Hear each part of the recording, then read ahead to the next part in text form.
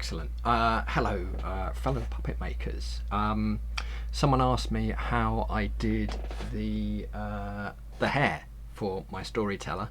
You can see it still needs a bit of styling and trimming. So I thought rather than trying to explain it, I would show you. So hopefully this will be helpful to someone. If not, feel free to ignore it. So the hair itself is just this stuff, just knitting yarn. This is cheap Poundland, I think it's 100% acrylic, so nothing fancy at all. And all that hair plus more I made, and I've still got this much left. So in terms of materials, it's really cheap, convenient and inexpensive. In terms of like man hours and practicality, it's a lot less so. But I think the final effect is pretty cool. So let's show you. Just get myself down to the desk cam there. Right. So what I've done, I've already cut. These are just some leftover pieces that I'd cut from when I was doing the beard.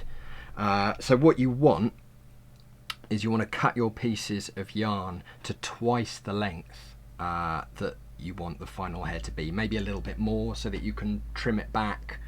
That's up to you, but twice the length that you ultimately want. You're also going to need some kind of thread to kind of connect all of the hairs to.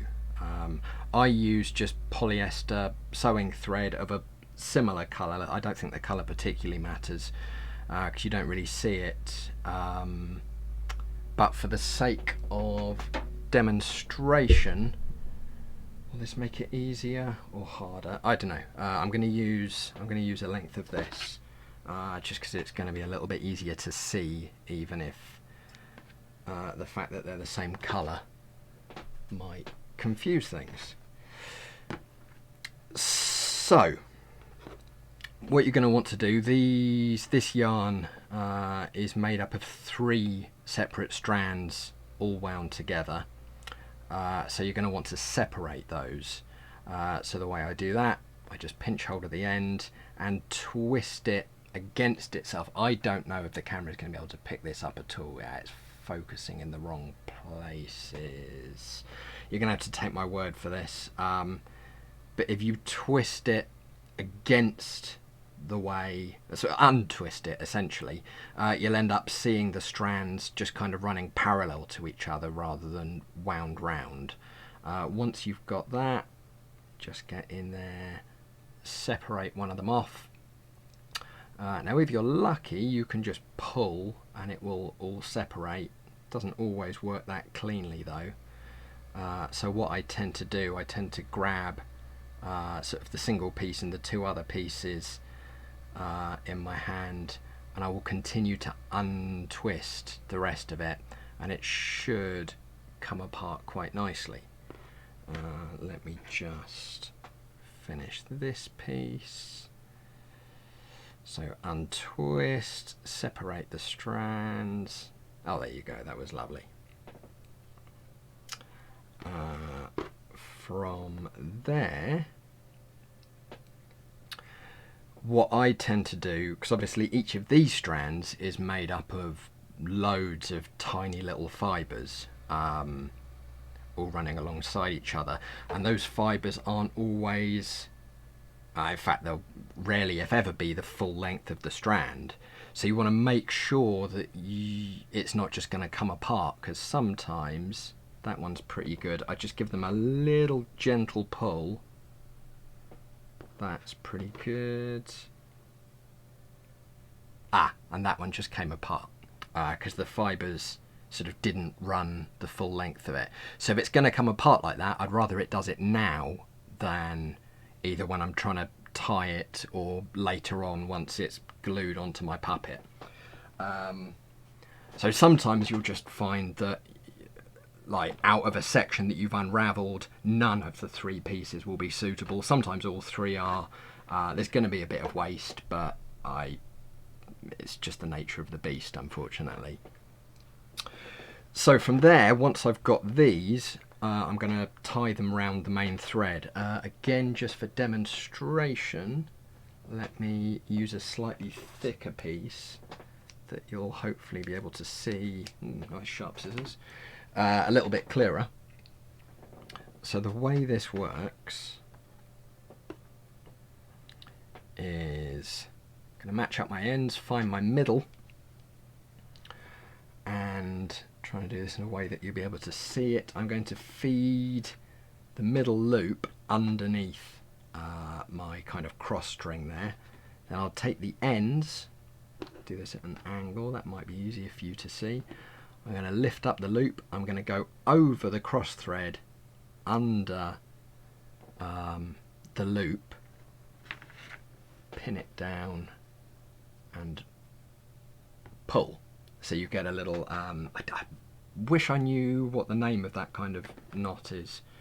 So from there, I'll grab hold of the cross thread, keep it nice and taut, give that a pull, give each of the individual threads a pull, and that's pretty tightly on there.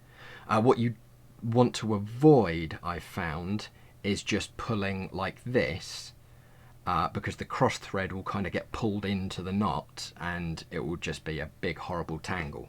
Because at the moment, the advantage of this is that this will actually slide up and down the thread. So I'll keep demonstrating with the bigger bits, but normally, yeah, I'd be using sewing thread for this bit and these individual strands for the hairs. Actually, no, I won't. No, I will use these because there's something else I want to show you. But hopefully that gives you enough of an idea there. I've already strength tested these, so I just take the ends, feed the middle, come on, get in frame, feed the middle underneath, try and get the ends roughly even with each other, feed it through, pull tight,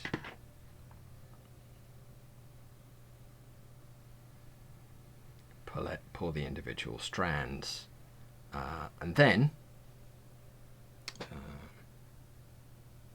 what has happened? There we go, I was holding on to the wrong bit.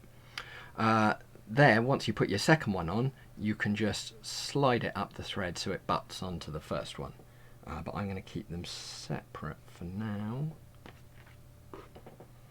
just so I can demonstrate something else. Let me just feed this one on. So yeah, this is time consuming because you're going to be doing a lot of these to create a full head of hair. But as I say, I think the effect is worth it. So I just slide those up next to each other. Now you've got a couple of choices here, a few different choices actually.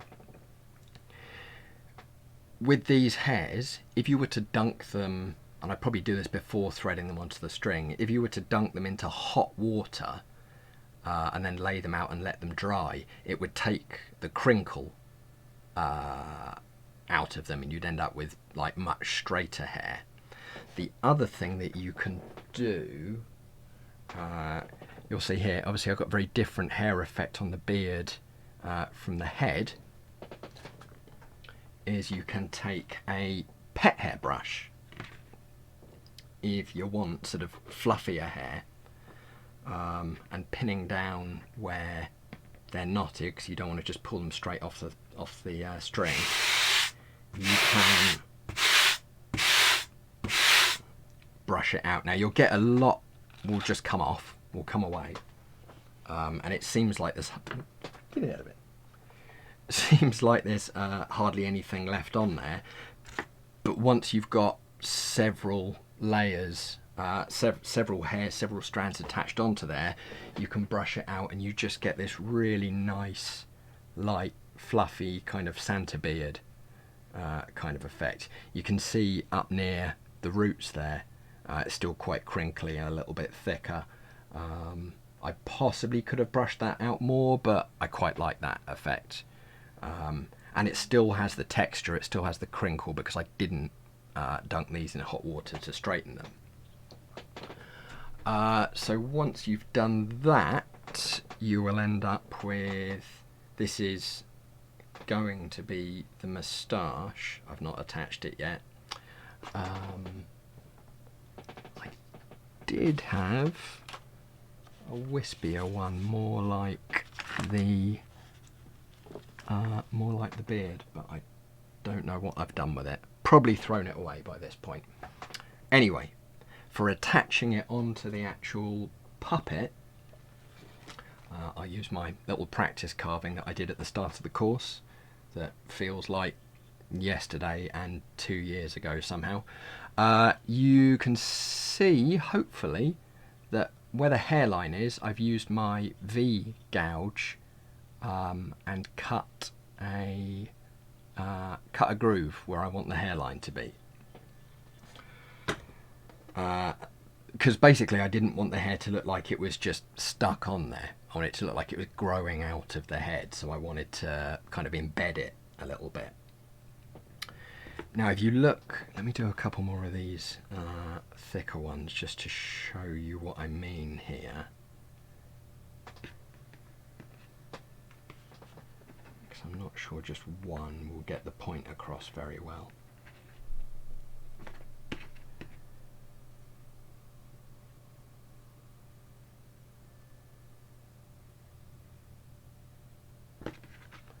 One more will hopefully do it.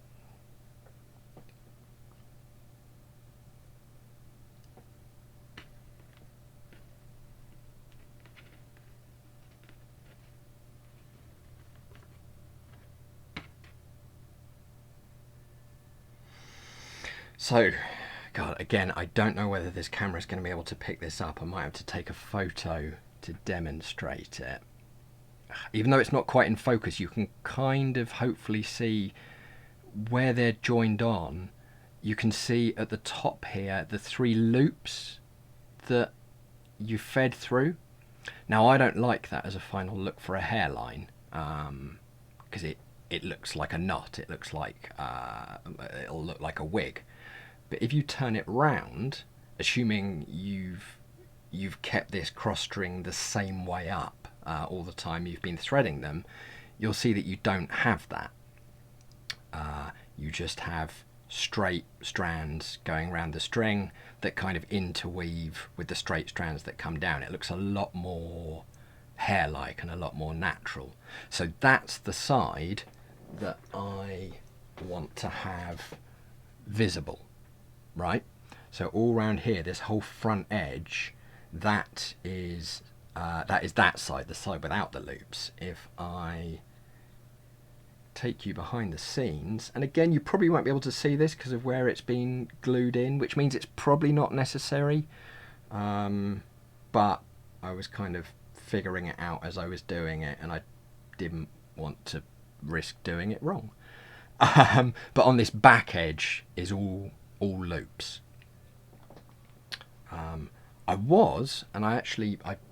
tied a whole extra wig piece, going to put a piece round the back here, so I had to kind of layers of hair. I don't know if it needs it though. Anyway, that's something for me to figure out once I've given him a trim and a style, because at the moment he's all bloody hair. You'll never see the body. Here we are. So yes, so keep that orientation in mind. So what I would do is to again, for something as small as this, I want to use the sewing thread cross string.